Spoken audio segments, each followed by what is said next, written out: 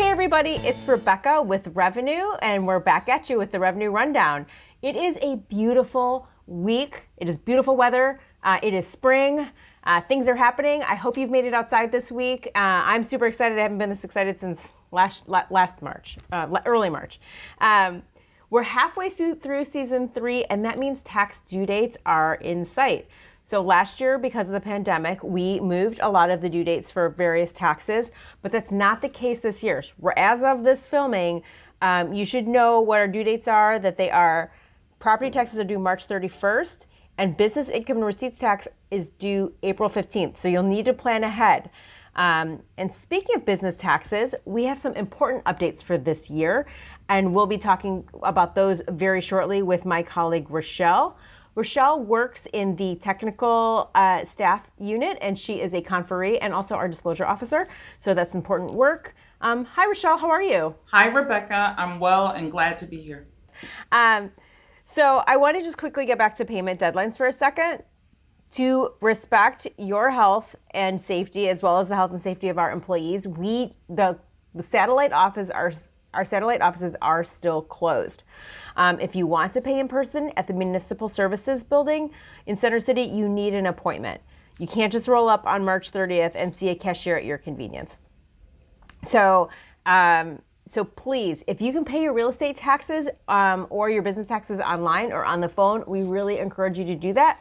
But we understand that if you need to pay in cash, or that's just how you prefer to do it, you want to see a cashier in person, that's fine, but you do need to make that appointment. So we're going to put a link in our comments about how to make an appointment, and also how to pay either by phone or online for both real estate and business taxes.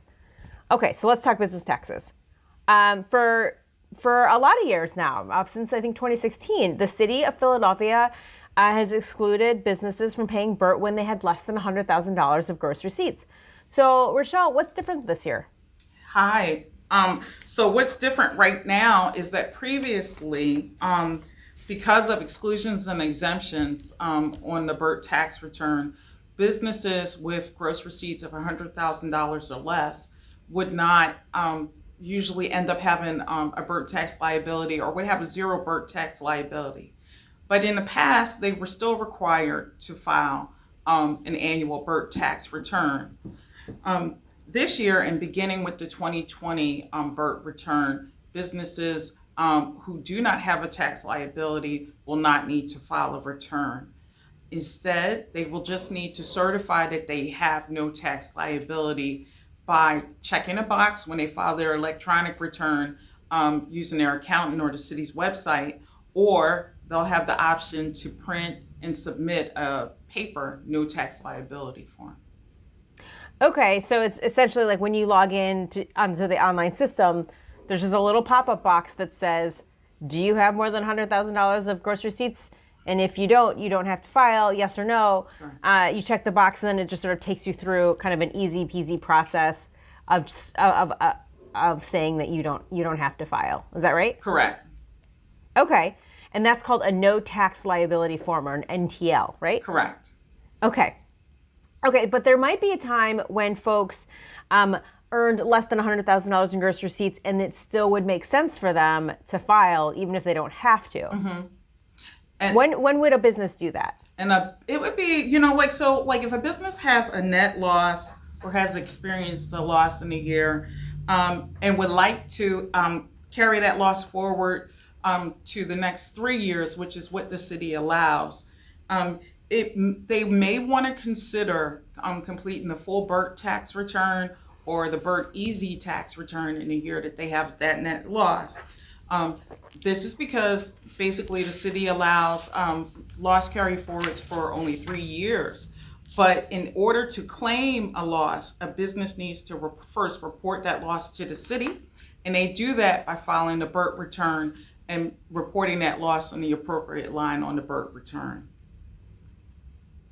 Okay, so just to recap, if your business didn't have more than $100,000 in gross receipts in 2020, you don't have a BERT liability, and starting this year and forevermore, you don't even have to complete a full BERT return. You can file a no tax liability form. You can do that electronically.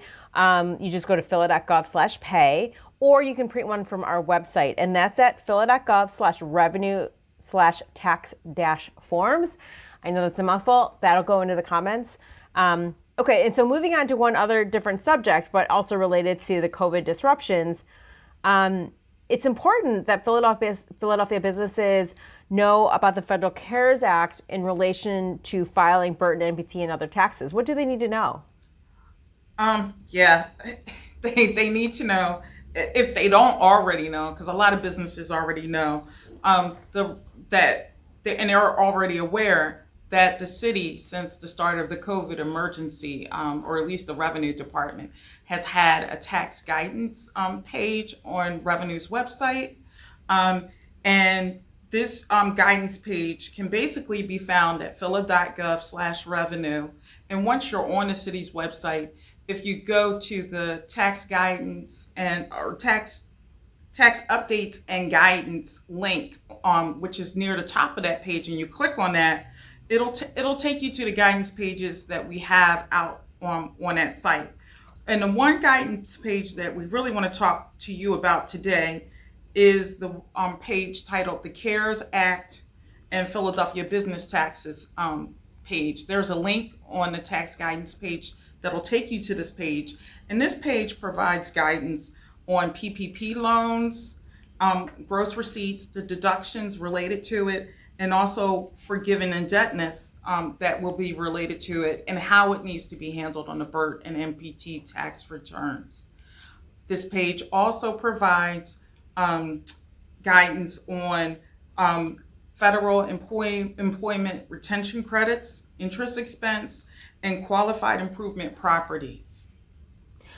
So it sounds like it's a lot, and I think a lot of that information can be it is complicated. It's a complicated topic. Overwhelming. I think this is a really good place where we would want to encourage folks to work with a tax preparer, especially maybe if you don't do it regularly and you've gotten a PPP loan or PPP grants, which we'll talk about in just a second. This is just maybe the year that you should work with a tax professional if you don't already. We always urge people to work with a professional who understands the unique circumstances for your business. Every business is different. And if you reach out to us, our department and our employees aren't able to give you tax advice. They can tell you what the law is and they can tell you what our policy is, but it's up to you and you're prepared to understand how that applies to your unique situation. Correct. Okay, so let's talk about grants. What is important to know about CARES Act grants for Philadelphia businesses or nonprofits or anyone else? All right, taxpayers should again reference our tax guidance and updates page on Revenue's website. And once on that page, they should select the COVID-19 grants and Philadelphia business tax link that they can find on that page. This link provides guidance on the CARES Act and this complicated act called the Consolidated Appropriations Act of 2021 on grants, and the different types of grants that are covered on this guidance page or under this memo are the economic injury disaster loan grants, the Target EIDL advances, SBA loans, and SBA loan subsidy payments, and also shuttered venue grants that have been given under this program.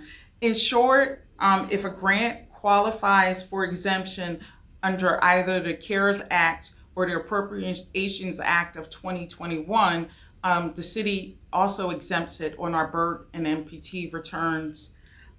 Businesses should know that they may also claim deductions for expenses that these grants were used to pay.